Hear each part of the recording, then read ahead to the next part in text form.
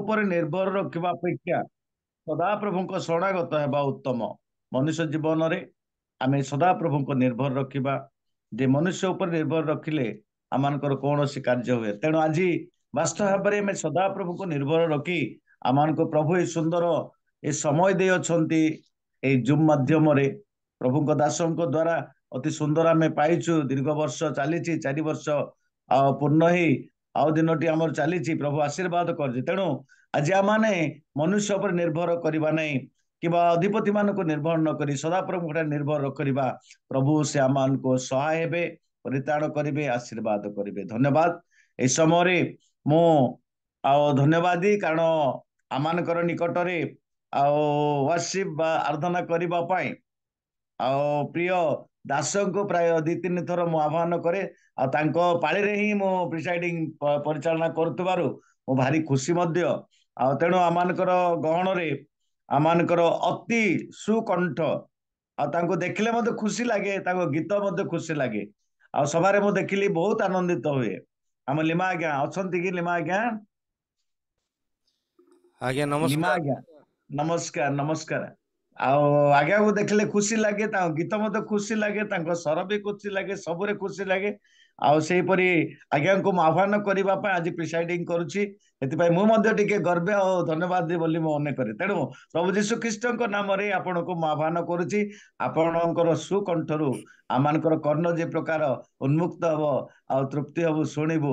ଏଥିପାଇଁ ପ୍ରଭୁ ଯୀଶୁ ଖ୍ରୀଷ୍ଟଙ୍କ ନାମରେ ୱାର୍ସିପ କରିବା ପାଇଁ, ଆରାଧନା କରିବା ପାଇଁ ମୁଁ ଆହ୍ୱାନ କରେ। ଆସନ୍ତୁ, ଆପଣଙ୍କର ସମୟ, ଆପଣ ଆରାଧନା କରନ୍ତୁ। ପ୍ରେଜ୍ ଦ ଲର୍ଡ। ବହୁତ ବହୁତ ଧନ୍ୟବାଦ ଉପସ୍ଥିତ ପ୍ରତ୍ୟେକଙ୍କୁ ପ୍ରଭୁ ଶ୍ରୀଖ୍ରୀଷ୍ଟଙ୍କ ନାମ ନମସ୍କାର। ପ୍ରଭୁଙ୍କୁ ବିଶେଷ ଧନ୍ୟବାଦ ଦେବା ସଙ୍ଗେ ସଙ୍ଗେ ଆମର ପ୍ରଭୁଙ୍କର ଦାସ ଜେନା ମହାଶୟଙ୍କୁ ମଧ୍ୟ ମୁଁ ବିଶେଷ ଧନ୍ୟବାଦ ଦିଏ। ଆସନ୍ତୁ ଆମମାନେ ଗୀତ ଗାନ କରି ପ୍ରଭୁଙ୍କୁ ଧନ୍ୟବାଦ ଦେବା। ଆମେ ପ୍ରଭୁ ଆମମାନଙ୍କୁ ଏ ପ୍ରକାର ଲୋକ କରିଅଛନ୍ତି ଯେଉଁମାନେ କି ଆମମାନେ ଗୀତ ଗାଇ ଆରାଧନା କରିବା, ପ୍ରଭୁଙ୍କର ପ୍ରଶଂସା କରିବା, ସତ୍ୟର ଏବଂ ଆତ୍ମାରେ ଉପାସନା କରିବା, ଏଥିପାଇଁ ପ୍ରଭୁ ଆମମାନଙ୍କୁ ଆହ୍ୱାନ କରିଛନ୍ତି, ମନୋନୀତ କରିଅଛନ୍ତି। Hallelujah, thank you Jesus. ଆମେ ସମସ୍ତେ ଏହି ଗୀତ ଗାଇ ପ୍ରଭୁଙ୍କୁ ଧନ୍ୟବାଦ ଦେବା। ହାଲେଲୁୟା। ଗାନ ଭଜନ କର ହେ ମାନବ ଗଣ, ଯୀଶୁଙ୍କ ପ୍ରେମ ଗୁଣ ହେ। ହାଲେଲୁୟା, ପ୍ରେଜ୍ ଦ ଲର୍ଡ। ଗାନ ଭଜନ କର ହେ ମାନବ ଗଣ, ଯୀଶୁଙ୍କ ପ୍ରେମ ଗୁଣ ହେ। ସେ ଯୀଶୁ ଦୟାବାନ, ପ୍ରେମରେ ପରିପୂର୍ଣ୍ଣ। ସେ ଯୀଶୁ ଦୟାବାନ, ପ୍ରେମରେ ପରିପୂର୍ଣ୍ଣ। କ୍ଷମାଶୀଳ ସମ୍ପନ୍ନ, ପତିତର ପାବନ। ପାପୀ ପରିତ୍ରାଣ ସାଧିବା କାରଣ, ପ୍ରେମେ ଆସି ହେଲେ ମଞ୍ଚେ ଅବତୀର୍ଣ୍ଣ। ଦେବାକୁ ଜୀବନ ଭୋଗିଲେ ମରଣ, ସତତ ସେ ପ୍ରେମ ସୁଧା କର ପାନ। ଗାନ ଭଜନ କର ହେ ମାନବ ଗଣ, ଯୀଶୁଙ୍କ ପ୍ରେମ ଗୁଣ ହେ। ଗାନ ଭଜନ କର ହେ ମାନବ ଗଣ, ଯୀଶୁଙ୍କ ପ୍ରେମ ଗୁଣ ହେ। ହାଲେଲୁୟା, ପ୍ରେଜ୍ ଦ ଲର୍ଡ। ବୀଣା ବଂଶୀ ବେହେଲା, ଭେରି ତୁରି ତବଲା। ଡମ୍ବୁରା କରତାଳ ଝାଞ୍ଜନ ଗିନି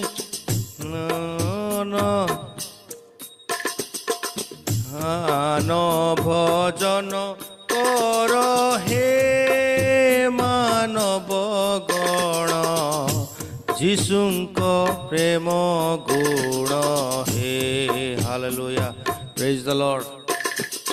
ଗାନ ଭଜନ କର ହେ ମାନବ ଗଣ, ଯୀଶୁଙ୍କ ପ୍ରେମ ଗୁଣ ହେ ହାଲେଲୁୟା।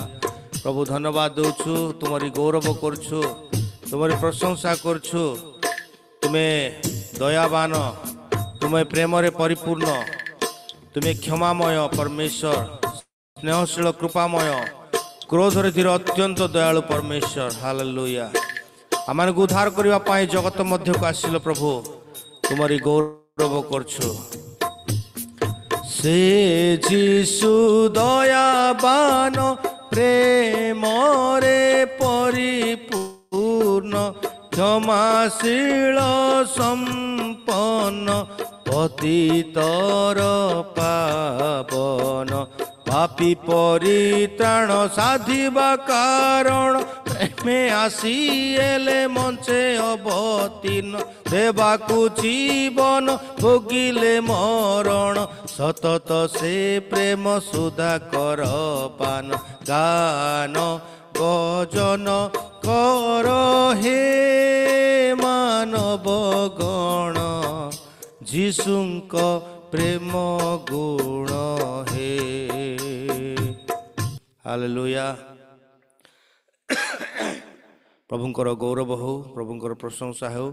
ପ୍ରଭୁ ଆମମାନଙ୍କୁ ଏହି ସୁନ୍ଦର ସକାଳ ଦେଇଅଛନ୍ତି, ତାଙ୍କର ଚରଣ ତଳେ ବସି ତାଙ୍କର ଗୌରବ ପ୍ରଶଂସା କରିବା ପାଇଁ। ଆସନ୍ତୁ ଆଉ ଗୋଟେ ଗୀତ ଗାଇ ଆମେ ପ୍ରଭୁଙ୍କୁ ଧନ୍ୟବାଦ ଦେବା। ଆମେ ସମସ୍ତେ ଜାଣୁ ସେ ଗୀତ, ପ୍ରଭୁଙ୍କର ଗୌରବ କରିବା।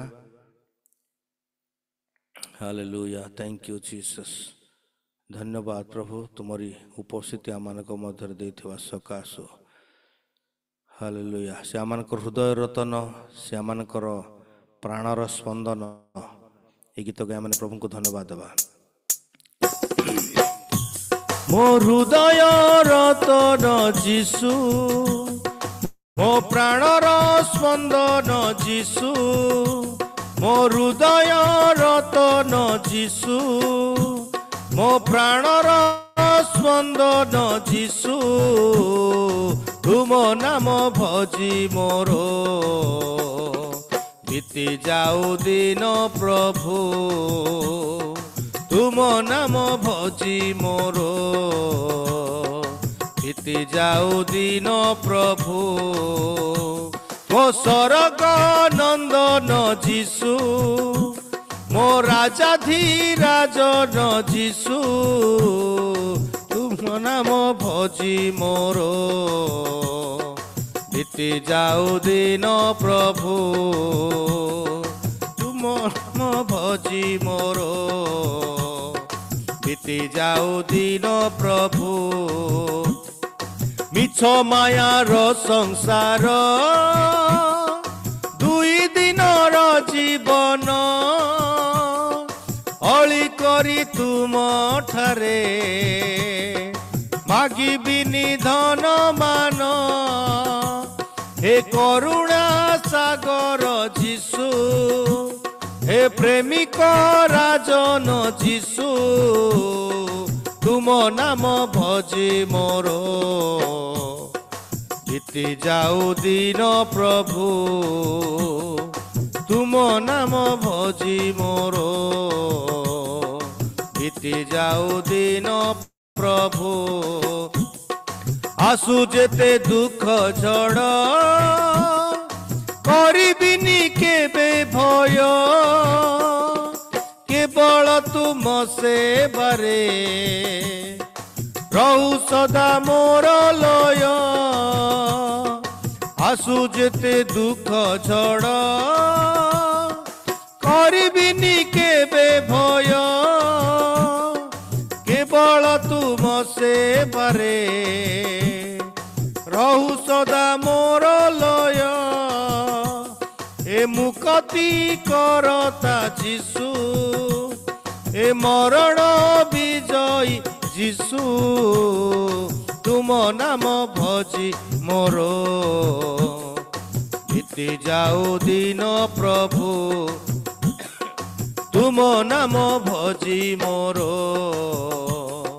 बीती जाऊ दिन प्रभु मो हृदय रतन जीशु मो प्राणर स्पंदन जीशु मो स्वर्ग नंदन जीशु मो राजाधिराजन जीशु तुम नाम भजी मोर बीती जाऊ दिन प्रभु तुम नाम भजी मोर बीती जाऊ दिन प्रभु तुम नाम भजी मोर बीती जाओ दिन प्रभु आसु जेते दुख झड़ करिबिनी केबे भय केवल तुम सेवारे रहु सदा मोर लय प्रभु केवल तुमर सेवार ही आमनकर लय रहु दुख आसु झड़ आसु क्लेश आसु समस्या आसु ताड़न आसु महामारी आसु उल्लंघता आसु तुमर प्रेम आम के विच्छिन्न कर प्रभु जीवन शेष पर्यंत तुमर सेवारे आमनकर लय रहु हालेलुया धन्यवाद धन्यवाद धन्यवाद तुमरी गौरव करुछ प्रभु तुम आम को बाछिल मन्वित कल आह्वान कल तुमर उपस्थित बसी तुमर गौरव प्रशंसा करने थैंक यू जीसस धन्यवाद प्रभु धन्यवाद राजा तुमरी गौरव हो तुमरी प्रशंसा हो हालेलुया थैंक यू जीसस धन्य प्रभु तुम्हें धन्य तुम्हें महान परमेश्वर तुम्हें महान परमेश्वर जीसस ग्लोरीफाई योर नेम तुम्हारी गौरव करछु तुम्हारी प्रशंसा करछु हालेलुया धन्यवाद हो तेरी स्तुति और आराधना करता हूँ मैं तुझसे ये प्रार्थना महिमा से तेरी तू इस जगह को भर जो भी तू चाहे तू यहाँ पे कर हालेलुया हालेलुया हालेलुया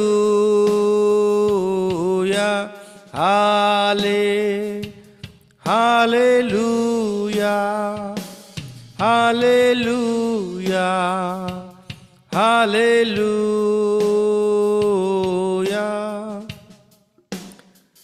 करुणा से तेरी नया दिन दिखाता है ढाल बनकर मेरी मुझे बचाता है जब मैं पुकारूं तू दौड़ आता है जब मैं गिरूं मुझे उठाता है hallelujah hallelujah hallelujah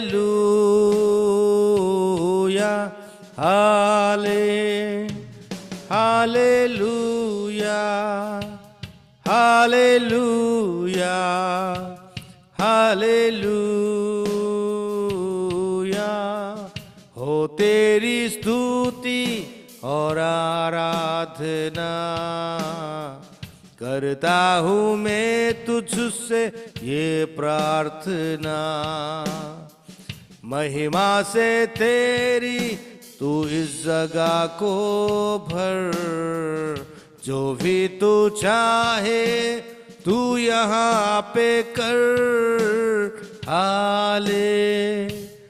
hallelujah hallelujah hallelujah hallelujah. धन्यवाद प्रभु, तुमर इच्छा तुमर योजना मान जीवन में सफल कर परमेश्वर। जो भी तू चाहे तू हमारा जीवन में कर प्रभु, जो भी तू चाहे तू हमारा परिवार में कर प्रभु। हालेलुया। तुम्हारी इच्छा तुम्हारी योजना मान जीवन में सफल हो। Hallelujah. Thank you Lord Jesus. तुम्हें आम उद्धार करता, तुम्हें आम मुक्तिदाता, तुम्हें आम त्राण करता, समस्त मंदर उद्धार करिया परमेश्वर, पापर उद्धार करिया परमेश्वर, रोगर उद्धार करिया परमेश्वर, समस्या उद्धार करिया परमेश्वर, अभिशाप उद्धार करिया परमेश्वर। Hallelujah. Thank you Lord Jesus. धन्यवाद। मो त्राण करता, मो आरोग्य दाता, मो शक्तिदायक,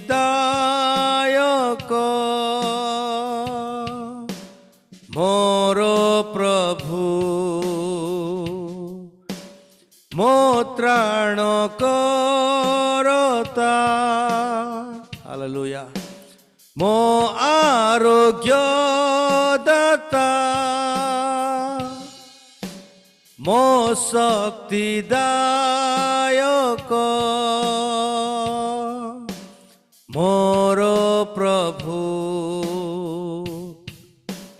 प्रणमुछि मु तुम भयरे, खोजुअछि मु पूर्ण चित्तरे, तुम सेवा करिबी मोर सबु किछि रे। मु एठारे, मु एठारे प्रभु, मु एठारे प्रभु, मु एठारे प्रभु, मु एठारे तुम सेवा करिबी मोर सबु किछि रे। मु एठारे। हालेलुया। Praise the Lord. तुमर सेवा करिबी मोर सबु किछि रे। मोर प्रिय प्रभुंकर लोक माने आमानकर समस्त मन, समस्त अंतकरण, समस्त प्राण दे आमे प्रभुंकर सेवा करिबा। मोर सबु किछि रे मु प्रभुंकर सेवा करिबी। मोर धन रे मु प्रभुंकर सेवा करिबी। मोर परिवार सहित मु प्रभुंकर सेवा करिबी। Hallelujah hallelujah. प्रभु मते जहा किछि देई अछंती से समस्त विषय दे मु प्रभुंकर सेवा करिबी। मु श्रमदान करिबी, मु समय देबी, मु अर्थ देबी प्रभु तुमर सेवा निमंते। मोर मन प्राण आत्मा अंतकरण शरीर दे तुमर सेवा करिबी। Hallelujah. Thank you Lord Jesus. तुम सेवा करिबी मोर सबु किछि रे। मु एठारे, मु एठारे प्रभु, मु एठारे प्रभु, मु एठारे प्रभु, मु एठारे तुम सेवा करिबी मोर सबु किछि रे। मु एठारे। हालेलुया। धन्यवाद प्रभु महान परमेश्वर, तुमे महान परमेश्वर। तुमे हमको आह्वान करछ, मन्नित करछ, जो आह्वान आउत करछ तहिर योग्य आचरण करबा पाए तुम हमको साहाय्य कर। तुमे एक महान उद्देश्य नहीं, तुम्हारी उत्तम संकल्प नहीं आमको तुमे बाछि अछ प्रभु। आमको ये जगत मध्य रखी अछ, आमनकर जीवन रे तुमर इच्छा सफल करबा पाए। हालेलुया। धन्यवाद। Thank you Jesus. तेरी महिमा के बादल घेरे इस जगह को तेरी महिमा के बादल घेरे, इस जगह को हे प्रभु तू छू ले हम सभी को, हे प्रभु तू छू ले हम सभी को, हे प्रभु तू छू ले हम सभी को। हालेलुया। प्रभु तुमर से शक्तियुक्त हस्त, तुमर से अदृश्य हस्त, से कंटा बिंदा हस्त तुम्हें प्रत्येक को छुई दियो प्रभु, जद्वारा आम तुमरी नाम आम आग को बढ़ू, तुम नाम सकाश आम को तुम्हें धर्म पथरे कढ़े नेबा परमेश्वर। हालेलुया। धन्यवाद धन्यवाद प्रभु, तुम्हें धन्य, तुम्हें धन्य, तुम्हें महान परमेश्वर, मंगलमय परमेश्वर, प्रेमिक परमेश्वर, दयालु परमेश्वर, अनुग्रहकारी परमेश्वर, तुम्हें स्नेहशील कृपामय, क्रोधर धीर, अत्यंत दयालु परमेश्वर। आम को तुमरी पथरे कढ़े नौथवा सकाश आम तुमको धन्यवाद देछु प्रभु। तुमरी से योजना, तुमर से संकल्प अनुसार तुम्हें आम को बाछिल, मनित कल, आह्वान कल, तुमरी सेवा करवा, तुमरी उपासना करवा, तुमरी आराधना करवा, निज निजक तुम हस्त समर्पण करवा, निजक भांगा पाए, निजक नम्र करने, निजक नत करने तुम चरण तले आम को तुम्हें बाछिल, से धन्यवाद। ये जूम्रे उपस्थित प्रत्येक को तुम हस्त समर्पण करछु राजा, प्रत्येक जीवन द्वारा तुम्हें महिमा पा, तुम्हें गौरव पा, हमें तुम हस्त निज निजक समर्पण करछु। तुम्हें शारीरिक सुस्थता, आत्मिक सुस्थता, मानसिक सुस्थता दे तुम्हें प्रत्येक को तुम्हें कढ़े नियो। आम तुम सेवा करूँ, आमर सबकि जहाँ तुम्हें आम को देछ ये जगत मध्य सबकि आम तुम सेवा करूँ, से तुम्हें आम को दया कर। सकल आदर, महिमा, गौरव, पूजा, प्रशंसा केवल तुमको दे जीशु नाम रे उत्सर्ग कलु पिता, आमेन आमेन। धन्यवाद आज्ञा। धन्यवाद आज्ञा, धन्यवाद। नमस्कार, आपको नमस्कार जनाऊँगी। धन्यवाद। अति सुंदर भाव गान करिबा, भजन करिबा, जे मानव गण जीशुंकर प्रेम गुण रे तापर आमनकर हृदय रतन होची जीशु, तांको महिमा करिबा, तांको सेवा करिबा, एक अर्थपूर्ण गीत गुड़िक एक ख्रीष्ट विश्वासी मानकर कर्ण रे बाजुछि, जो द्वारा आमनकर हृदय को परिवर्तन करिबा पाए, मन को परिवर्तन करिबा पाए, आमनकर आचरण को परिवर्तन करिबा पाए एक हृदय स्पर्शी गीत गान करथिले। एतिपाई प्रभु आपन को आशीर्वाद करंतु। एई भली आमान को सदा बेले आमान को निकट को आसी सुंदर सुंदर गीत आमान को सुनांतु। आपन को सेवा कार्य रे प्रभु आशीर्वाद करंतु। मोई समय आमे कृत भाव रे प्रार्थना करिबा। सिस्टर हेमलता सोना, सिस्टर नमस्कार, praise the Lord. Praise the Lord भाई, नमस्कार। आपण क्लुप्त भाव रे प्रार्थना करिवे। आमानकर लीमा आज्ञा अति सुंदर भाव गीत गान कले। प्रभु एई कंठ सब बेले तांको को दियंतु एवं वाक्य नै आसुतिबा आमानकर हर्षयकर एमपी मध्य प्रदेश से मानको पई क्लुप्त रे आपण प्रार्थना करंतु। समस्त को प्रेज द लॉर्ड, नमस्कार। आसंतु प्रार्थना करिवे। नमस्कार, नमस्कार। धन्यवाद, प्रशंसा, गौरव, संभ्रम, पूजा, प्रशंसा पाइबा को योग्य परमेश्वर, तुम पवित्र महानाम रो धन्यवाद दउछु बापा, कारण तुमरी अशेष अनुग्रह हेतु आम माने सुंदर सुजोग पाई अछु। सेथिपय तुम पवित्र महानाम रो धन्यवाद दे। हे गौरवमय राजा, एते बेले प्रार्थना करूछु, तुमरी प्रिय दास लीडिंग करूछन्ते प्रभु, तुमे तांको ज्ञान बुद्धि रे परिपूर्ण कर, समस्त पवित्र आत्मा रे परिपूर्ण करी प्रभु समस्त दायित्व उत्तमतार सह परिचालना करिबा निमंते साहाय्य कर। प्रार्थना करूछि प्रभु, वर्तमान तुमरी प्रिय दास लीमा आज्ञा अति सुंदर भाव रे प्रभु आराधना रे आम मान को पढ़ाई नै छंती। ତୁମେ ନିଶ୍ଚୟ ପ୍ରଭୁ ତାଙ୍କରି ଆରାଧନାରେ ସୁଗ୍ରାହ୍ୟ କରିଅଛ, ସେଥିପାଇଁ ତୁମର ଗୌରବ, ତୁମରି ପ୍ରଶଂସା ହଉ। ହେ ମଙ୍ଗଳମୟ ପ୍ରଭୁ, ଆମେ କଣ ଦେଇ ତୁମକୁ ଧନ୍ୟବାଦ ଦେବୁ, କଣ ତୁମର ପ୍ରତିଦାନ ଦେଇପାରିବୁ ପ୍ରଭୁ। କେବଳ ମୁଖର ଏହି ପ୍ରଶଂସାର ଆରାଧନା କେବଳ ତୁମ ନିକଟରେ ପ୍ରଭୁ ଆମମାନେ କୃତାଞ୍ଜଳି ସ୍ୱରୂପେ ପ୍ରଭୁ ଦେଉଅଛୁ। ତୁମେ ଏହାକୁ ଗ୍ରହଣ କର, ଆମମାନଙ୍କୁ ଆଶୀର୍ବାଦ କର, ତୁମରି ବାହୁଛା ତଳେ ଆବରି ରକ୍ଷା କର। ତୁମରି ପ୍ରିୟ ଦାସଙ୍କୁ ତୁମେ ଆଶୀର୍ବାଦ କର, ତାଙ୍କ ସେବା କାର୍ଯ୍ୟ ମାଧ୍ୟମରେ, ତାଙ୍କର ପାରିବାରିକ ଜୀବନରେ, ତାଙ୍କର ମାଣ୍ଡଳିକ ଜୀବନରେ, ସାମାଜିକ ଜୀବନରେ, ପ୍ରତ୍ୟେକ କ୍ଷେତ୍ରରେ ତୁମର ଆଶୀର୍ବାଦ ଢାଳ। ଅନେକ ସମୟରେ ଆମମାନେ ତାଙ୍କ ମୁଖରୁ ପ୍ରଭୁ ତୁମର ସେଇ ପ୍ରଶଂସାର ଗୀତିକୁ ଶୁଣିଥାଉ ବାପା। ଅତି ସୁନ୍ଦର ଭାବରେ ସେ ତୁମ ନିକଟରେ ପ୍ରଭୁ ତୁମର ସେହି ପ୍ରଶଂସା ଗୀତିକୁ ପ୍ରଭୁ ତୁମ ନିକଟରେ ଉତ୍ସର୍ଗ କରନ୍ତି ବାପା। ତୁମେ ତାଙ୍କର ସହବର୍ତ୍ତୀ ଈଶ୍ୱର ହୁଅ। ଜୀବନରେ ବଞ୍ଚିଥିବା ପର୍ଯ୍ୟନ୍ତ ପ୍ରତ୍ୟେକ ସମୟରେ ପ୍ରଭୁ ଏହି ପ୍ରକାର ଆରାଧନା ତାଙ୍କ ମୁଖରୁ ସ୍ଫୁରିତ ହେଉ ବୋଲି ଆମେ ପ୍ରାର୍ଥନା କରୁଅଛୁ। ତୁମେ ତାଙ୍କୁ ଆହୁରି ଆହୁରି ଆଶୀର୍ବାଦ କର, ଅନେକଙ୍କ ନିକଟରେ ପରିଚିତ କରାଅ, ଅନେକଙ୍କ ନିକଟରେ ପ୍ରଭୁ ଆତ୍ମା ଲାଭ ପାଇଁ ସାହାଯ୍ୟ କର, ସମସ୍ତ ମଙ୍ଗଳରୁ ରକ୍ଷା କର, ସୁସ୍ଥ ସ୍ୱାସ୍ଥ୍ୟ ଦିଅ ପ୍ରଭୁ। ତାଙ୍କର ପରିବାରର ସନ୍ତାନ ସନ୍ତତି, ତାଙ୍କ ସହଧର୍ମିଣୀ, ବାପା ମା, ପ୍ରତ୍ୟେକଙ୍କୁ ତୁମେ ଆଶୀର୍ବାଦ କର, ପ୍ରତ୍ୟେକ କ୍ଷେତ୍ରରେ ସହବର୍ତ୍ତୀ ଈଶ୍ୱର ହୁଅ।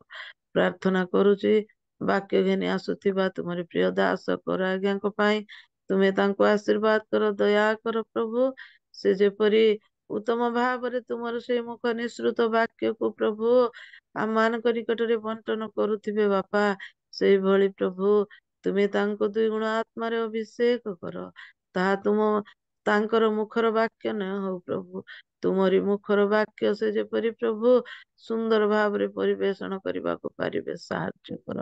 ତାଙ୍କର ଆପାଦ ମସ୍ତକ ତୁମେ ସ୍ପର୍ଶ କର, ତୁମେ ତାଙ୍କର ସହିତରେ ରୁହ। ଯାହା ଆଢୁଆଳରେ ରହି ପ୍ରଭୁ ତୁମେ ତାଙ୍କୁ ନିର୍ଦ୍ଦେଶନା ଦିଅ, ଅନ୍ତରାତ୍ମାରେ କଥା କୁହ, ପ୍ରତ୍ୟେକ ସମୟରେ ଆଶୀର୍ବାଦ କର।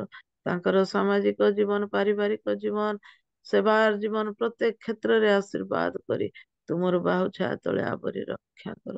ଏ ଯୋଉର ହୋଷ୍ଟକୁ ମଧ୍ୟ ତୁମେ ଆଶୀର୍ବାଦ କର, ତାଙ୍କର ପ୍ରତ୍ୟେକ ଆଗେ ପଛେ ବାମେ ଡାହାଣେ ରହି ସୁରକ୍ଷା ଦିଅ, ତାଙ୍କର ସମସ୍ତ କାର୍ଯ୍ୟ ଉପରେ ତୁମର ଆଶୀର୍ବାଦ ଢାଳି ଦିଅ। ଆଜିର ସମସ୍ତ କାର୍ଯ୍ୟକ୍ରମ ତୁମର ଚରଣ ତଳେ ସମର୍ପଣ କଲି ବାପା। ଆରମ୍ଭରୁ ଶେଷ ପର୍ଯ୍ୟନ୍ତ ସମସ୍ତ ଦାୟିତ୍ୱ ତୁମର ଅଟେ। ପବିତ୍ର ଆତ୍ମାରେ ଆମ ପ୍ରତ୍ୟେକଙ୍କୁ ତୁମେ ପ୍ରଭୁ ଆବରି ରଖ ଏବଂ ଉତ୍ତମ ମନ, ଉତ୍ତମ ଜ୍ଞାନ ଦିଅ। ଗୌରବ ସମ୍ଭ୍ରମ ଯୁଗେ ଯୁଗେ ତୁମକୁ ଦେଇ ଏହି ପ୍ରାର୍ଥନା ତ୍ରାଣକର୍ତ୍ତା ମଧୁମୟ ଯୀଶୁଙ୍କ ନାମରେ ମାଗୁଛି, ଆମେନ୍। ଆମେନ୍ ଆମେନ୍ ଆମେନ୍। ଧନ୍ୟବାଦ, ବୋଝର ସହିତ ପ୍ରାର୍ଥନା କରିଥିଲେ, ବିଶେଷ ବିଶେଷ ଧନ୍ୟବାଦ। ବର୍ତ୍ତମାନ ଆମେ ବାକ୍ୟ ଶୁଣିବା ପାଇଁ ଯିବା ଆମମାନଙ୍କର ଗହଣରେ।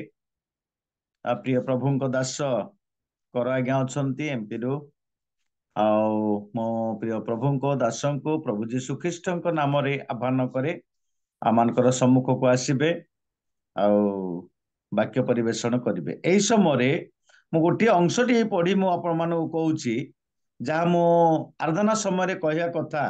ପୁଣି ତୁରୀ ଯଦି ଅସ୍ୱସ୍ଥ ଧ୍ୱନି କରେ, ତେବେ କିଏ ଯୁଦ୍ଧ ନିମନ୍ତେ ସଜ୍ଜିତ ହବ? ମୋର କହିବାର ଉଦ୍ଦେଶ୍ୟ ଯେ ଆମମାନଙ୍କର ଯଦି ଏବେ ଡିଭାଇସରେ ଯଦି ଆମେ ମୁଖ ଦେଖଉନୁ, ଯଦି ଆମେ କି ପ୍ରକାର ମୋ ଖ୍ରୀଷ୍ଟ ବିଶ୍ୱାସୀ ଜୀବନରେ ଆତ୍ମିକ ଭାବରେ ସୁସଜ୍ଜିତ ହେବା, ସବୁ ଆମେ ବନ୍ଦ କରିଦେବା, ଖିଡିକି ସବୁ ବନ୍ଦ କରିଦେବା, ଆମେ ପରିଚାଳନା କରିବା ଲୋକ ମଧ୍ୟ ଆମେ ସବୁ ବନ୍ଦ କରିଦେବା, ତାହେଲେ ମୁଁ ଭାବୁଛି ହୁଏତ ସେଇଟା ମତେ ଭଲ ଲାଗୁନି। ଆଜ୍ଞାଙ୍କୁ ମାନେ ଗୋଟେ ଏନକରେଜ, ଏବେ ଯାହା ଗୀତ ଗାଉଥିଲେ ତାଙ୍କୁ ଗୋଟେ ଏନକରେଜ ଲାଗିବ ଯେ ଲୋକମାନେ ଦେଖା ହେଲେ ଆମେ ପ୍ରାୟ ଅଭ୍ୟାସଗତ ହେଇଗଲୁ ସମସ୍ତେ ଆମେ ଡିଭାଇସ ବନ୍ଦ କରିକି ଆମେ ବସିବାର। ତେଣୁ ଅନୁରୋଧ କରେ, ପ୍ରଭୁଙ୍କ ନିମନ୍ତେ ଯଦି ଆମେ ସୁସଜ୍ଜିତ ଭାବରେ ଅଛୁ, ତାପରେ ଡିଭାଇସ ଖୋଲିବା, ବାକ୍ୟ ପରିବେଷଣ କରିବା ଦାସଙ୍କୁ, ଗୀତ ଗାୟନ କରିବା ଦାସଙ୍କୁ, ମାନେ ଆରାଧନା କରିବା ଦାସମାନଙ୍କୁ ମଧ୍ୟ ଉତ୍ସାହିତ କରିବେ। ତେଣୁ ଆମେ ସମସ୍ତେ ଡିଭାଇସ ସବୁ ଖୋଲିକି ଆମେ ଶୁଣିବା ପାଇଁ ଯିବା। ପ୍ରଭୁ ଯୀଶୁ ଖ୍ରୀଷ୍ଟଙ୍କ ନାମରେ ମୁଁ ପ୍ରଭୁଙ୍କ ଦାସଙ୍କୁ ଆହ୍ୱାନ କରେ, ଆସିବେ, ଆପଣଙ୍କର ସମୟ, ଆପଣ ବାକ୍ୟ ପରିବେଷଣ କରିବେ। ନମସ୍କାର ଆଜ୍ଞା, ନମସ୍କାର। ନମସ୍କାର। ଆମେ କରତାଳ ସହିତ ସ୍ୱାଗତ କରିବା, ସମସ୍ତେ ଟିକେ କରତାଳ ସହିତ ସ୍ୱାଗତ କରିବା। ସର୍ବପ୍ରଥମେ ଆମମାନଙ୍କର ସୃଷ୍ଟିକର୍ତ୍ତା ଈଶ୍ୱରଙ୍କୁ ଧନ୍ୟବାଦ ଦିଏ। ପୁଣି ପ୍ରଭାତ ସମୟରେ a real ministry of India zoom meeting रे जॉइन करिथिबा मोर प्रत्येक प्रभुंकर दास दासी मानंकु मोर भक्तिपूर्ण नमस्कार। पुणी ए जूम सभाटକୁ परिचालना करुथिबा सामान्य ଠିକନ୍ ଜେନା ଆଜ୍ଞାଙ୍କୁ ବି ଧନ୍ୟବାଦ ଦିଏ। ଆଉ ସେ ମତେ ଅତି ସୁନ୍ଦର ଭାବରେ ସମ୍ମୁଖକୁ ଆହ୍ୱାନ କଲେ। ପୁଣି ଆଜିକାର ୱାର୍ସିପ ରେ ପ୍ରଭୁଙ୍କର ଦାସ ଆଉ ଅତି ସୁନ୍ଦର ଭାବରେ ମନଛୁଆ ଗୀତ ଗୁଡ଼ିକ ଗାଇକି ଆଉ ମାନଙ୍କୁ ସେ ଆରାଧନାରେ କଢେଇକି ନେଲେ, ସେଥିପାଇଁ ତାଙ୍କୁ ବି ମୁଁ ଧନ୍ୟବାଦ ଦିଏ। ଆଜିକାର ବାକ୍ୟକୁ ପରିବେଷଣ କରିବା ନିମନ୍ତେ ଆଉ ପ୍ରଭୁଙ୍କର ଦାସୀ ମିନୁ ସାହୁ ଦିଦି ଗତ 7 ତାରିଖ ସେ ମତେ ଯୋଗାଯୋଗ କରିଥିଲେ। ଆଉ ସେହି ସମୟରେ ମୁଁ ଓଡ଼ିଶାରୁ ମଧ୍ୟପ୍ରଦେଶକୁ ମୁଁ ଯାତ୍ରା କରୁଥିଲି। ହଠାତ୍ ଗୋଟେ ଅନନୋନ୍ ନମ୍ବରରେ କଲ୍ ଆସିଲା। ମୁଁ ଉଠେଇବି କି ଉଠେଇବିନି କହିକି ମୁଁ ଭାବୁଥିଲି। ଶେଷରେ ମୁଁ ତାଙ୍କ କଲ୍ ରିସିଭ୍ କଲି। ଆଉ ଯେତେବେଳେ କଲ୍ ରିସିଭ୍ କଲି ଆଉ ଆଜି ଦିନ ନିମନ୍ତେ ସେ ମତେ କହିଲେ ଆଉ ମୁଁ ହଁ କଲି। ଆଉ ସେଥିପାଇଁ ସେ ପ୍ରଭୁଙ୍କର ଦାସୀଙ୍କୁ ମୁଁ ଧନ୍ୟବାଦ ଦିଏ। ଯଦିଓ ରିଏଲ ମିନିଷ୍ଟ୍ରି ଜୁମ୍ ସଭାଟି ପ୍ରାୟ 4 ବର୍ଷ ହେଲାଣି ଚାଲିଛି, ମୁଁ କେବେ ଏ ଜୁମ୍ରେ ଆସିକି ପ୍ରଭୁଙ୍କର ବାକ୍ୟ ପରିବେଷଣ କରିନାହିଁ। ଆଉ ସେମ୍ ଟାଇମ୍ ଜୁମ୍ ହୋଷ୍ଟ ଯିଏ ସେ ମୋର ଅଚିହ୍ନା ନୁହନ୍ତି। ଆଉ କହିବାକୁ ଗଲେ ଆମେ ଗୋଟିଏ ଗାଁର କହିଲେ ମାନେ ଭୁଲ ହେବ ନାହିଁ। ସେ ବଡ଼ପଦାର, ମୁଁ ଝାଲର ସିଂର କେବଳ ଅଧା କିଲୋମିଟର ବି ହବ କି ନାହିଁ। ଆମ ମାନେ ପରସ୍ପରକୁ ଭଲ ଭାବରେ ଜାଣୁ, କିନ୍ତୁ ପ୍ରଭୁଙ୍କର ଧନ୍ୟବାଦ ହଉ, ପ୍ରଭୁ ତାଙ୍କ ଲୋକମାନଙ୍କ ପାଇଁ ପରଫେକ୍ଟ ସମୟ ରଖିଥାନ୍ତି। ଆଉ ସବୁ କିଛି ତାଙ୍କ ସମୟ ଅନୁସାରେ ହେଇଥାଏ। ସେଥିପାଇଁ ପ୍ରଭୁଙ୍କୁ ଧନ୍ୟବାଦ ଦିଏ। ପୁଣି ହୋଷ୍ଟ ମହାଶୟଙ୍କୁ ବି ମୁଁ ଧନ୍ୟବାଦ ଦିଏ। ମୁଁ ଅଯୋଗ୍ୟକୁ ଆଜି ସୁନ୍ଦର ସୁଯୋଗ ଦେଇଛନ୍ତି। ଆଉ ମୁଁ ମୋ ପାଇଁ ଏକ ଆଶୀର୍ବାଦର ଦିନ ବୋଲିକି ମୁଁ କାଉଣ୍ଟ କରୁଛି। ଯେମିତିକି ଜେନା ଆଜ୍ଞା ଭଳିଆ ଟିକନ ଆଜ୍ଞା ସେ ପରିଚାଳନା କରିବାରେ ମୁଁ ଗୋଟେ ଟୋକାକୁ ବାକ୍ୟ ପରିବେଷଣ କରିବା ପାଇଁ ମୁଁ ସୁଯୋଗ ପାଇଛି। ମୁଁ ଯଦି ଲିଡ୍ କରିଥିଲେ ହୁଏତ ଟିକେ ଭଲ ହେଇଥାନ୍ତା। ପୁଣି ସେ ବାକ୍ୟ ପ୍ରଚାର କରିଥିଲେ, କିନ୍ତୁ ଏହା ମୋ ପାଇଁ ଏକ ଆଶୀର୍ବାଦର ଦିନ ବୋଲି ମୁଁ ମନେ କରେ। ଆଉ ପ୍ରଭୁଙ୍କୁ ଧନ୍ୟବାଦ ଦିଏ। ଆଉ ଯେତେ ଏଠାରେ ଉପସ୍ଥିତ ପୁଣି ଥରେ ମୁଁ ପ୍ରତ୍ୟେକଙ୍କର ମୋ ନମସ୍କାର ଜଣାଏ। ଯେହେତୁ ମୁଁ ଏଇ ଜୁମ୍ରେ ପ୍ରଥମ ଥର ଆସିଛି, ସେଥିପାଇଁ ମୁଁ ମୋର ବ୍ରିଫ୍ ଇଣ୍ଟ୍ରୋଡକ୍ସନ ଦେବା ପାଇଁ ଚାହେଁ। ଗତ 14 ବର୍ଷ ହେଲା ମୁଁ ସେଣ୍ଟ୍ରାଲ ଇଣ୍ଡିଆରେ ରହିକି ସେବା ଭାରତ ଅନୁଷ୍ଠାନ ସହିତ ଯୋଡ଼ିକି ମୁଁ ଫିଲ୍ଡ କୋଅର୍ଡିନେଟର ଭାବରେ ମଧ୍ୟପ୍ରଦେଶର 10ଟି ଜିଲ୍ଲାରେ ମୁଁ କାମ କରିକି ଆସୁଛି। ଆଉ ଆମର ସେବା ଭାରତରେ ଆମର 5 ଫୋଲ୍ଡ ମିନିଷ୍ଟ୍ରି ରହିଛି। ଆଉ ସେଇ ମିନିଷ୍ଟ୍ରି ମଧ୍ୟରୁ ମୁଁ ଲିଟରେସି ମିନିଷ୍ଟ୍ରିକୁ ମୁଁ ଦେଖେ। ଅଶିକ୍ଷିତ ଲୋକମାନଙ୍କ ମଧ୍ୟରେ ମୁଁ ସେବା କାର୍ଯ୍ୟ କରେ, ଯେଉଁମାନେ କି ପଢ଼ା ଲେଖା ଜାଣନ୍ତି ନାହିଁ, ପଢ଼ି ଜାଣନ୍ତି ନାହିଁ। ସେମାନଙ୍କ ମଧ୍ୟରେ ଆମର ଗୋଟେ ପ୍ରୋଜେକ୍ଟ ଚାଲେ, ଆଡଲ୍ଟ ଲିଟରେସି ପ୍ରୋଜେକ୍ଟ। ଆଉ ସେମାନଙ୍କୁ ଆମମାନେ ଶିଖାଉ।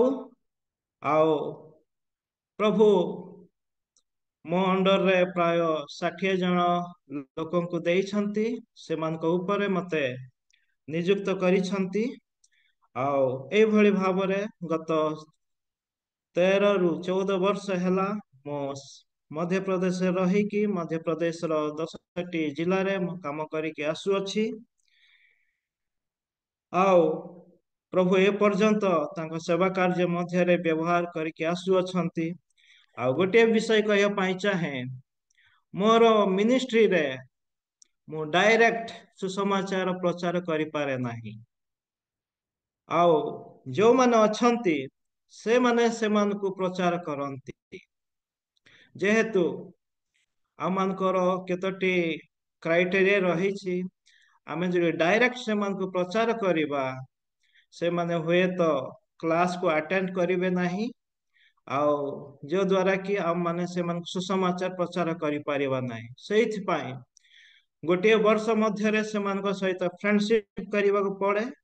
ତାପରେ ଧୀରେ ଧୀରେ ଯେଉଁମାନେ କାମ କରନ୍ତି ଟିଚର ମାନେ, ସେମାନେ ପ୍ରଭୁଙ୍କର ବାକ୍ୟକୁ ପ୍ରଚାର କରିଥାନ୍ତି।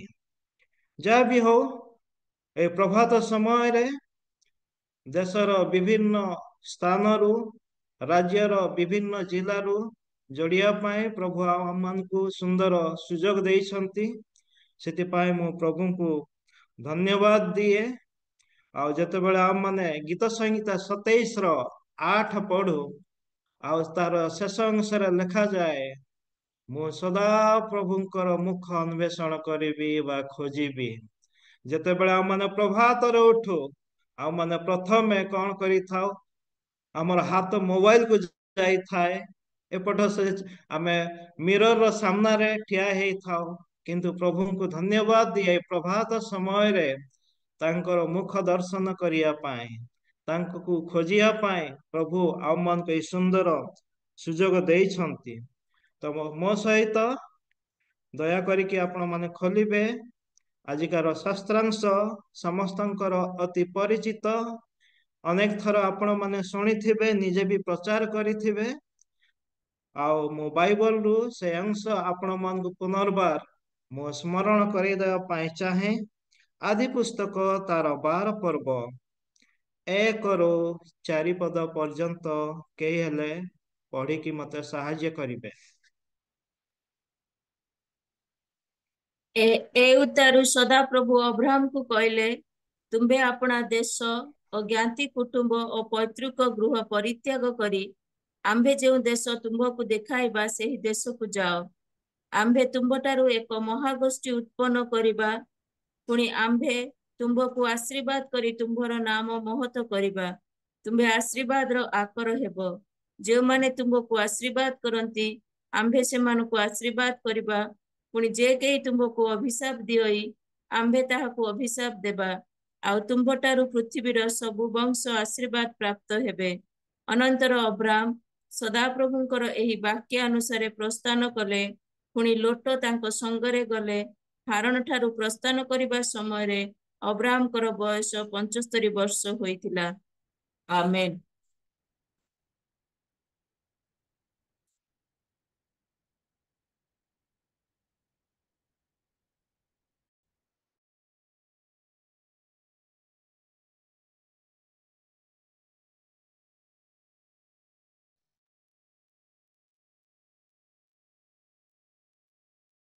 ସରି, ମୋର ଲାପଟପ୍ ଟା ବନ୍ଦ ହେଇଗଲା। ଆଉ ମୁଁ ଯୋଉ ଜାଗା, ଏଇଟା ଗୋଟେ ପାହାଡରେ ଗୋଟେ ଚର୍ଚ୍ଚ ଅଛି। ଆଉ ତାର ଚାରିପଟ ଆଉ ପାହାଡ, ଆଉ ଯୋଉଥିପାଇଁ କି ମାନେ ଲାଇଟ୍ ବି ବହୁତ ମିଞ୍ଜି ମିଞ୍ଜି ଜଳୁଛି। ଆଉ ମୁଁ ରାତି ସାରା ଟିକେ ଚିନ୍ତା କରୁଥିଲି କିଭଳି ଆଜି ମୁଁ କରିବି। ଆଉ ମୁଁ ସବୁ ପାୱାର ବ୍ୟାଙ୍କ ବି ରଖିକି ମୁଁ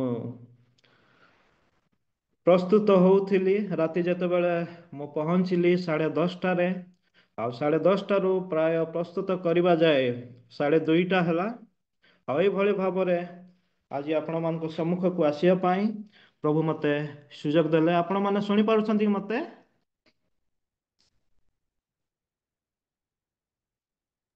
ଆଜ୍ଞା, ହ୍ୟାଲୋ। ଶୁଣାଯାଉ। ହଁ କର ଭାଇ। ଆଜ୍ଞା। ଯଦି ଲାଇଟ୍ ପଟୁ ଆପଣ ସାମ୍ନା କରି ବସିଲେ ଆପଣଙ୍କର ପୁରା ଚେହେରା ଦେଖା ଯାଇପାରେ। ଲାଇଟ୍ ମିଞ୍ଜି ମିଞ୍ଜି ଜଳୁଛି, ମିଞ୍ଜି ମିଞ୍ଜି ଜଳୁଛି ମୋର ପଛରେ ଆଗରେ ବହୁତ ଡିମ୍ ଅଛି, ସେଥିପାଇଁ ଆଉ ଡାର୍କ ଦେଖା ଯାଉଥିବ। ହଉ ଠିକ ଅଛି, ଠିକ ଅଛି, ହଉ କଣ୍ଟିନ୍ୟୁ କରନ୍ତୁ।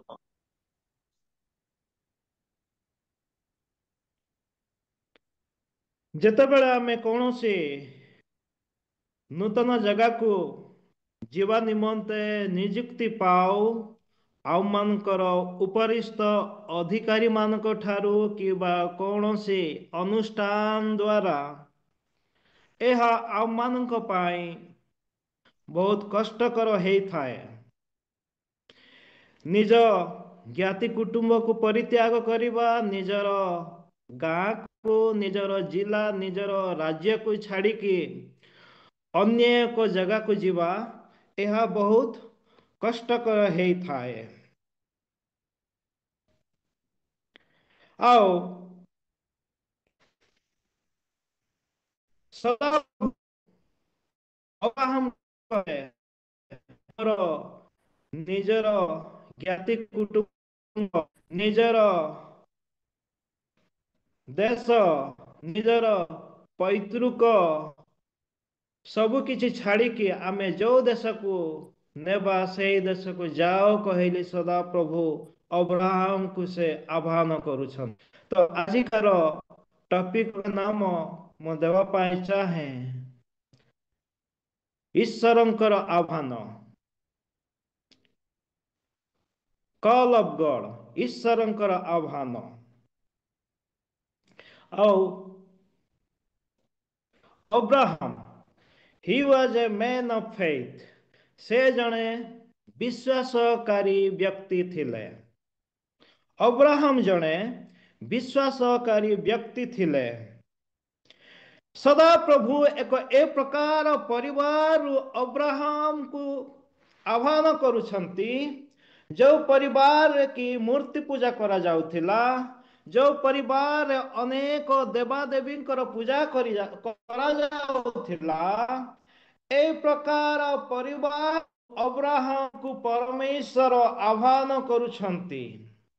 ଆଉ ତାଙ୍କୁ ପରମେଶ୍ୱର ଏ ପ୍ରକାର ଆହ୍ୱାନ କରୁଛନ୍ତି ଆଉ କହୁଛନ୍ତି, ନିଜର ଜ୍ଞାତି କୁଟୁମ୍ବ, ନିଜର ପରିଜନ, ନିଜର ଦେଶକୁ ପରିତ୍ୟାଗ କରିକି ଆମ୍ଭେ ଯୋଉ ଦେଶ ଦେଖାଇବା ସେଇ ଦେଶକୁ ଯାଅ।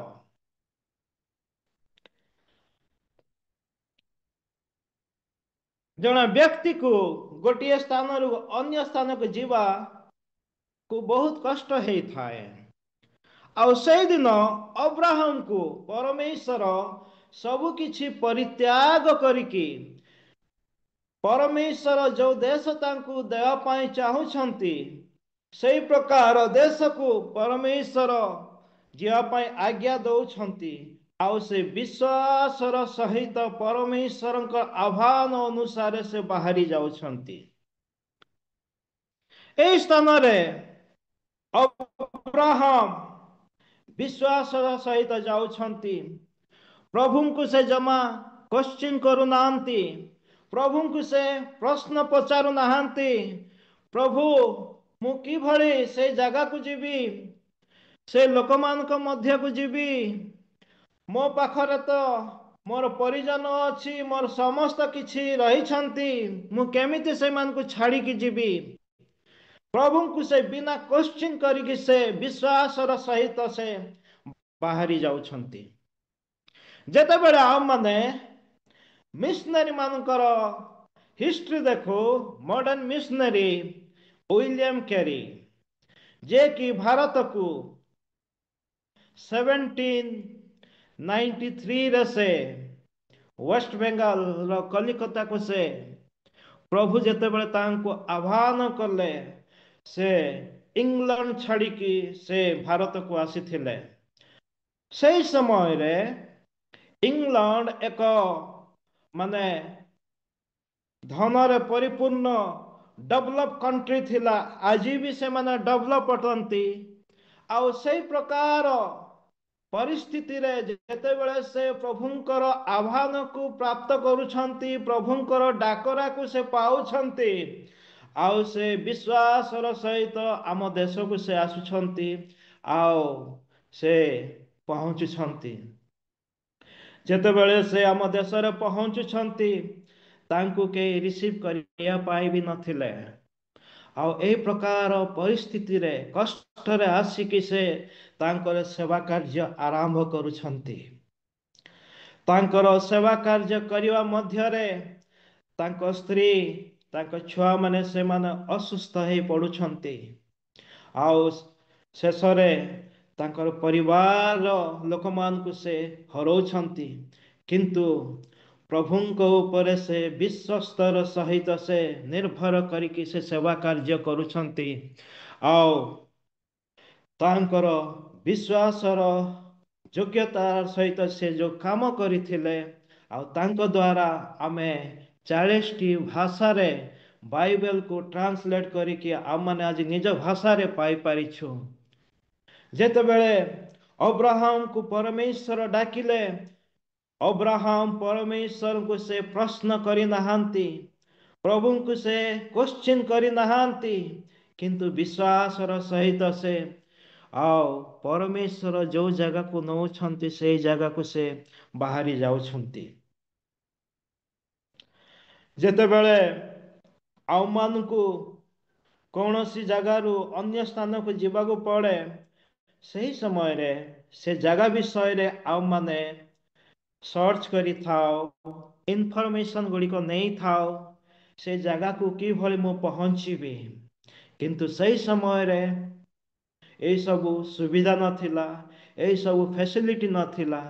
କିନ୍ତୁ ବର୍ତ୍ତମାନ ଆମମାନଙ୍କର ସମୟରେ ଅନେକ ପ୍ରକାର ସୁବିଧା ରହିଛି, ଯାହାକି ଆମେ ଏହି ସ୍ଥାନରେ ରହିକି ବି ଅନ୍ୟ ଜାଗା ବିଷୟରେ ଆମେ ଜାଣିପାରୁଛୁ। ପ୍ରଭୁଙ୍କର ମହତ୍ ନାମକୁ ଧନ୍ୟବାଦ ଦିଏ। ଆଉ ୱିଲିୟମ କେରି ବି ସେ ଆସିକି ଆମ ଭାରତ ଦେଶରେ ଯେତେବେଳେ ସେ ପ୍ରଭୁଙ୍କର ଡାକରାକୁ ପାଇଥିଲେ, ସେ ବିଶ୍ୱାସର ସହିତ ସେ ଇଂଲଣ୍ଡ ଛାଡ଼ି ଭାରତକୁ ଆସିଥିଲେ। ଆଉ ସେ ମରିବା ପର୍ଯ୍ୟନ୍ତ ସେ କେବେ ଯାଇନଥିଲେ। ଆଉ ଯେତେବେଳେ ସେ ମୃତ୍ୟୁବରଣ କରିବା ପାଇଁ ଯାଉଥିଲେ, ତାଙ୍କର ସହକର୍ମୀ ମାନେ ଥିଲେ, ଆମେ ଆପଣଙ୍କ ବିଷୟରେ ଆମେ କ'ଣ କହିବୁ, ଆମେ କ'ଣ ରିପୋର୍ଟ ଦେବୁ। ତ ସେଇ ସମୟରେ ୱିଲିୟମ କେରି କହନ୍ତି, କେରି ବିଷୟରେ କ'ଣ କହିବେ, ବରଂ କେରିର ସେଭିୟର ବିଷୟରେ କୁହନ୍ତୁ। ଏପର୍ଯ୍ୟନ୍ତ ୱିଲିୟମ କେରିକୁ ବିଶ୍ୱସ୍ତ ଭାବରେ ଯେଉଁ ସଦାପ୍ରଭୁ ବ୍ୟବହାର କରିକି ଆସୁଛନ୍ତି, ସେଇ ଉଦ୍ଧାରକର୍ତ୍ତାଙ୍କ ବିଷୟରେ ଅନ୍ୟମାନଙ୍କୁ କୁହନ୍ତୁ। ପରମେଶ୍ୱର ଯେତେବେଳେ ଆମମାନଙ୍କୁ ତାଙ୍କ ସେବା କାର୍ଯ୍ୟ ନିମନ୍ତେ ଡାକନ୍ତି, ତାଙ୍କ ସେବା କାର୍ଯ୍ୟ ନିମନ୍ତେ ଆହ୍ୱାନ କରନ୍ତି, ଆମମାନଙ୍କୁ ସେ ଯେଉଁଠିକୁ ନିଅନ୍ତି ସେହି ସ୍ଥାନକୁ ଆମମାନଙ୍କୁ ବିଶ୍ୱାସର ସହିତ ଯିବାକୁ ପଡ଼ିବ। ତାହେଲେ ପରମେଶ୍ୱରଙ୍କର ନାମ ଗୌରବ ଆଉ ମହିମା ହେଇପାରିବ। ହାଲେଲୁୟା। ଆଉ ସେ ଦେଖିବା, he was a man of obedience. Abraham ଜଣେ ଆଜ୍ଞାକାରୀ ବ୍ୟକ୍ତି ଥିଲେ। ସେ ଜଣେ ବାଧ୍ୟ ବ୍ୟକ୍ତି ଥିଲେ। ସେ ପରମେଶ୍ୱରଙ୍କର ଯେତେବେଳେ ସେ ଆହ୍ୱାନକୁ ପ୍ରାପ୍ତ ହେଉଛନ୍ତି, ସେ ବାଧ୍ୟ ହେଇକି ସେ ସେବା କାର୍ଯ୍ୟ ନିମନ୍ତେ ବାହାରି ଯାଉଛନ୍ତି। ଯେଉଁ ଜାଗାକି ସେ କେବେ ଦେଖି ନାହାନ୍ତି, ଯେଉଁ ଜାଗାକୁ କେବେ ସେ ଯାଇନାହାନ୍ତି, ଏହି ପ୍ରକାର ଜାଗାକୁ ସେ ବାହାରି ଯାଉଛନ୍ତି। ସେ ବାଧ୍ୟ ସହକାରେ ସେହି ସ୍ଥାନରୁ ସେ ବାହାରୁଛନ୍ତି। ଯେମିତିକି ମୁଁ କହୁଥିଲି, ସେ ପ୍ରଭୁଙ୍କୁ ସେ କ୍ୱେଶ୍ଚିନ୍ କରୁନାହାନ୍ତି, ପ୍ରଶ୍ନ କରୁନାହାନ୍ତି। ସେ ଜାଗାରେ ମୁଁ ଆଉ ଆପଣମାନେ ଯଦି ହେଇଥାନ୍ତୁ, ପ୍ରଭୁଙ୍କୁ ଆମେ ପ୍ରଶ୍ନ କରିଥାନ୍ତୁ, ପ୍ରଭୁ କେମିତି ମୁଁ ମୋର ପରିବାରକୁ ଛାଡ଼ିକି ମୁଁ ଯିବି, କେମିତି ମୋର ନିଜ ଲୋକମାନଙ୍କୁ ଛାଡ଼ିକି ଯିବି, ଆଉ ସେଇ ସ୍ଥାନରେ ଏହିସବୁ ଫ୍ୟାସିଲିଟି ଅଛି କି, ସେଇ ସ୍ଥାନରେ ମୋତେ ହାଉସ୍ ରେଣ୍ଟ ମିଳିବ କି ନାହିଁ, ମୋର ତ ମାନେ ଆଜିକାଲି ତ ବିଜଲି ବିଲ୍ ଏତେ ଆସୁଛି, ମୋର ହାଉସ୍ ରେଣ୍ଟ ଏତେ ଆସିବ, ମୋର ପିଲାମାନଙ୍କ ଏଜୁକେସନ୍ କ'ଣ ହେବ। ବର୍ତ୍ତମାନର କଣ୍ଟେକ୍ସଟକୁ ଦେଖିଲେ ଆମମାନେ ହୁଏତ ସେଇ ସବୁ ପ୍ରଶ୍ନ ପ୍ରଭୁଙ୍କୁ କରିଥାନ୍ତୁ। କିନ୍ତୁ ଯେତେବେଳେ ଅବ୍ରାହମ ଈଶ୍ୱରଙ୍କର ଡାକରାକୁ ସେ ପାଉଛନ୍ତି। ସେ ଈଶ୍ୱରଙ୍କର ଆହ୍ୱାନକୁ ସେ ବାଧ୍ୟ ହେଇକି ସେ ବାହାରି ଯାଉଛନ୍ତି। ପ୍ରଭୁଙ୍କୁ ସେ ଜମା କୋଶ୍ଚିନ୍ କରୁନାହାନ୍ତି, ବିଶ୍ୱାସର ସହିତ ସେ ବାହାରି ଯାଉଛନ୍ତି। ଆଉ ମୋ ସହିତ ଖୋଲନ୍ତୁ ହିବ୍ରୁ 11 ତାର 8 ବର୍ଷ, ଏଭ୍ରି 11 ପର୍ବ ତାର 8 ପଦ ପଢିବେ।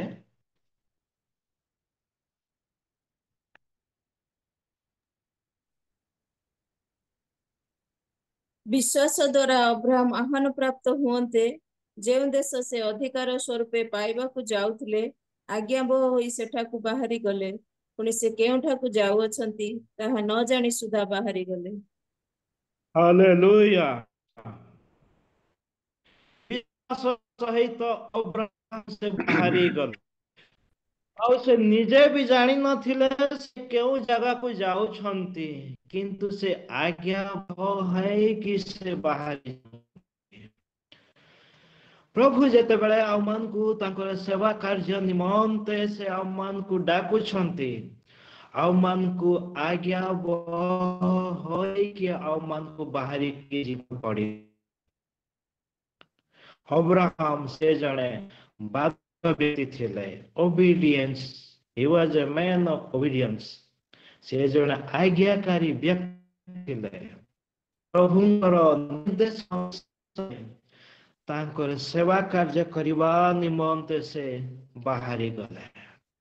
ଅନେକ ସମୟରେ ଯେତେବେଳେ ମାନେ କୌଣସି ଅନୁଷ୍ଠାନରେ କିମ୍ବା ସରକାରୀ ଚାକିରି କରୁ, ଯେତେବେଳେ ଉପରିସ୍ଥ ଆଉ କର୍ମଚାରୀ ମାନେ, ଅଫିସର ମାନେ, ସେମାନେ ଆମମାନଙ୍କୁ ଆପଏଣ୍ଟମେଣ୍ଟ ଦିଅନ୍ତି, ନିଯୁକ୍ତ କରନ୍ତି। ସେ ଆମେ ଚିନ୍ତା କରିଥାଉ, କେମିତି ମୁଁ ଏଇ ସ୍ଥାନରୁ ଆଉ ଗୋଟେ ସ୍ଥାନକୁ ଯିବି, କେମିତି ମୋର ପରିବାରକୁ ଛାଡିକି ମୁଁ ଅଲଗାକୁ ଯିବି। ଆଉ ଅନେକ ପ୍ରକାର ଆମମାନଙ୍କ ହୃଦୟରେ କୋଶ୍ଚିନ୍ ଆସିଥାଏ, ଆମମାନଙ୍କ ମନରେ ଅନେକ ପ୍ରଶ୍ନ ଆସିଥାଏ। କିନ୍ତୁ ଏଇ ସ୍ଥାନ ସେ ଆଜ୍ଞାବହ ହେଇକି ସେ ବାହାରି ଯାଉଛନ୍ତି। ସେ ଯୋଉ ଜାଗାକୁ ଯାଉଛନ୍ତି ସେଇ ଜାଗା ବିଷୟରେ ସେ ଜମା କିଛି ଜାଣି ନାହାନ୍ତି, ତଥାପି ସେ ହଉଛନ୍ତି, ସେ ହଉଛନ୍ତି ଆଉ ସେ ବାହାରି ଯାଉଛନ୍ତି। ଆଉ ଥାର୍ଡରେ ଦେଖିବା, he was a man of intercede। Abraham ଜଣେ ମଧ୍ୟସ୍ଥ ବ୍ୟକ୍ତି ଥିଲେ। ଅବ୍ରାହମ ଜଣେ ମଧ୍ୟସ୍ଥ ବ୍ୟକ୍ତି ଥିଲେ। ଯେତେବେଳେ ଆମମାନେ ଆଦି ପୁସ୍ତକ ତାର 18 ପର୍ବ 20 ପଦ 33 ପଦ ମଧ୍ୟରେ ପଢିବା, ସେଥିରେ ଆମମାନେ ଦେଖିପାରିବା। ଦୟା କରିକି 20ରୁ 24 ପଦ ପର୍ଯ୍ୟନ୍ତ ପଢିବେ। ସଦାପ୍ରଭୁ ଆହୁରି କହିଲେ, ସୋଦମ ହମୋରାର ବିରୁଦ୍ଧରେ ମହାଧ୍ୱନି ଉଠୁଅଛି, ସେମାନଙ୍କର ପାପ ଅତିଶୟ ଗୁରୁତର। ଏଣୁ ଆମ୍ଭେ ତଳକୁ ଦେଖିବାକୁ ଯାଇ ଆମ୍ଭ ନିକଟକୁ ଆଗତ କ୍ରନ୍ଦନ ଅନୁସାରେ ସେମାନେ ସର୍ବତ ଭାବେ କରିଅଛନ୍ତି କି ନାହିଁ ତାହା ଜାଣିବା। ଏଥିଉତ୍ତାରୁ ସେହି ବ୍ୟକ୍ତିମାନେ ସେହିଠାକୁ ବାହୁଡ଼ି ସୋଦମ ଆଡ଼କୁ ଗମନ କଲେ। ମାତ୍ର ଅବ୍ରାହମ ସେ ପର୍ଯ୍ୟନ୍ତ ସଦାପ୍ରଭୁଙ୍କ ଛାମୁରେ ଛିଡ଼ା ହୋଇ ରହିଲେ। ଅନନ୍ତର ଅବ୍ରାହମ ନିକଟକୁ ଯାଇ କହିଲେ, ଆପଣ କି ଦୁଷ୍ଟ ସହିତ ଧାର୍ମିକକୁ ସଂହାର କରିବେ? ହୋଇପାରେ ନଗର ମଧ୍ୟରେ ଯେତେବେଳେ ସୋଦମ ହମୋରାର ଲୋକମାନେ ସେମାନେ ଈଶ୍ୱରଙ୍କ ବିରୁଦ୍ଧରେ ପାପ କରୁଛନ୍ତି, ଈଶ୍ୱରଙ୍କ ଇଚ୍ଛା ଅନୁସାରେ କାର୍ଯ୍ୟ କରୁନାହାନ୍ତି, ସେଇ ସମୟରେ ସଦାପ୍ରଭୁ ସୋଦମ ହମୋରାକୁ ନଷ୍ଟ କରିବା ପାଇଁ ଚାହୁଁଛନ୍ତି। ଆଉ ଏ ପ୍ରକାର ଏକ ପରିସ୍ଥିତି ମଧ୍ୟରେ ଅବ୍ରାହମ ସେ ମଧ୍ୟସ୍ଥା କରୁଛନ୍ତି। ସୋଦମ ଆଉ ଗମୋରା ପୁଣି ସଦାପ୍ରଭୁଙ୍କ ମଧ୍ୟରେ ସେ ଠିଆ ହଉଛନ୍ତି। ଏଇ ଗ୍ୟାପ୍ ମଧ୍ୟରେ ସେ ଠିଆ ହେଇକି ସଦା ପ୍ରଭୁଙ୍କୁ ସେ କହୁଛନ୍ତି, ପ୍ରଭୁ ଯଦି ଏଇ ନଗରରେ ଏଇ ଜାଗାରେ ଯଦି 50 ଲୋକ ଥିବେ ଧାର୍ମିକ ବ୍ୟକ୍ତି, ତେବେ କଣ ତମେ ଏଇ ସୋଦମ ଗମୋରାକୁ ତମେ କଣ ଧ୍ୱଂସ କରିବ? ପ୍ରଭୁ କହୁଛନ୍ତି, ଦେଖ ଯେତେବେଳେ 50 ଲୋକଙ୍କୁ ବି ଦେଖାଯାଉଛି, ସେଠାରେ 50 ଲୋକ ବି ସେଇ ନଗରରେ ଦେଖାଯାଉନାହାନ୍ତି। ଯେତେବେଳେ ଆମମାନେ କୌଣସି କ୍ଲଥ୍ ଷ୍ଟୋରକୁ କିମ୍ବା କୌଣସି ଦୋକାନକୁ ଯାଉ, ପ୍ରାୟ ମୁଁ ଯୋଉ ଅଞ୍ଚଳରୁ ଆସେ, ଯୋଉ ସ୍ଥାନରେ କି ମାନେ ଫିକ୍ସ ରେଟ୍ ନଥାଏ, ଆମେ ଯଦି କୌଣସି ଡ୍ରେସ୍ କିମ୍ବା ଶାଢ଼ୀ କିଣିବା ପାଇଁ ଯାଉ, ଆମେ କଣ କରିଥାଉ? ବାର୍ଗେନିଂ କରିଥାଉ। ଠିକ୍ এই ପ୍ରକାର ଅବ୍ରାହମ ସଦା ପ୍ରଭୁଙ୍କ ସହିତ ସେ ବାର୍ଗେନିଂ କରୁଛନ୍ତି ସୋଦମ ଗମୋରା ନିମନ୍ତେ। ଆଉ ସେ ସଦା ପ୍ରଭୁଙ୍କୁ କହୁଛନ୍ତି, ପ୍ରଭୁ ଯଦି ଏଇ ନଗରରେ 50 ଜଣ ଧାର୍ମିକ ବ୍ୟକ୍ତି ଥିବେ, ତେବେ କଣ ତମେ ଏଇ ନଗରକୁ ତମେ ଧ୍ୱଂସ କରିବ? କିନ୍ତୁ ଦୁଃଖର ବିଷୟ, ସେ ନଗରରେ 50 ଜଣ ବ୍ୟକ୍ତି ବି ନାହାନ୍ତି।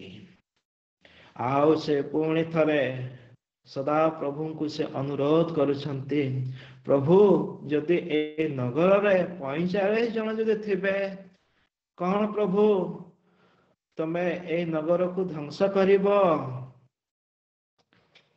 କିନ୍ତୁ ଦୁଃଖର ବିଷୟ, ସେ ନଗରରେ 45 ଜଣ ବି ଧାର୍ମିକ ବ୍ୟକ୍ତି ନଥିଲେ। ଆଉ ଶେଷରେ ସେ ତଳକୁ ଆସୁଛନ୍ତି, ପ୍ରଭୁ ଯଦି ଏଇ ନଗରରେ 40 ଜଣ ଧାର୍ମିକ ବ୍ୟକ୍ତି ଥିବେ, ତେବେ କଣ ପ୍ରଭୁ ତମେ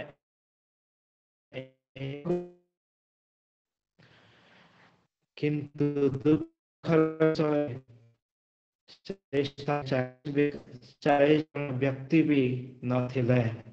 ଶେଷରେ ପୁଣି ତଳକୁ ଆସୁଛନ୍ତି, ଯଦି ଏ ନଗରରେ 30 ଜଣ ଯଦି ବ୍ୟକ୍ତି ଥିବେ, ତେବେ କଣ ପ୍ରଭୁ ଧ୍ୱଂସ କରିବ? ସେଇ ନଗରରେ 30 ଜଣ ବି ବ୍ୟକ୍ତି ନଥିଲେ।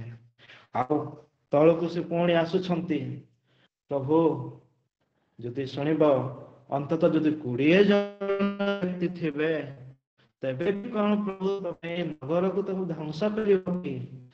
ଦୁଃଖର ବିଷୟ, ସେଇଦିନ 20 ଜଣ ବ୍ୟକ୍ତି ବି ସେଇ ନଗର ନଥିଲେ। ଆଉ ଶେଷ ଥର ପାଇଁ ସେ ପ୍ରଭୁଙ୍କୁ ଆଉ ଥରେ ସେ ଅନୁରୋଧ କରୁଛନ୍ତି, ପ୍ରଭୁ ଯଦି 10 ଜଣ ବ୍ୟକ୍ତି ଥିବେ, କଣ ପ୍ରଭୁ ତମେ ଏଇ ନଗରକୁ ଧ୍ୱଂସ କରିବ କି, ନଷ୍ଟ କରିବ କି? କିନ୍ତୁ ସେ ନଗରରେ 10 ଜଣ ବ୍ୟକ୍ତି ବି ନଥିଲେ। ଅବ୍ରାହମ ସଦା ପ୍ରଭୁ ପୁଣି ସୋଦମ ଗମୋରା ଲୋକମାନଙ୍କ ନିମନ୍ତେ ସେ ମଧ୍ୟସ୍ଥତା କରିବା ବ୍ୟକ୍ତି ଥିଲେ।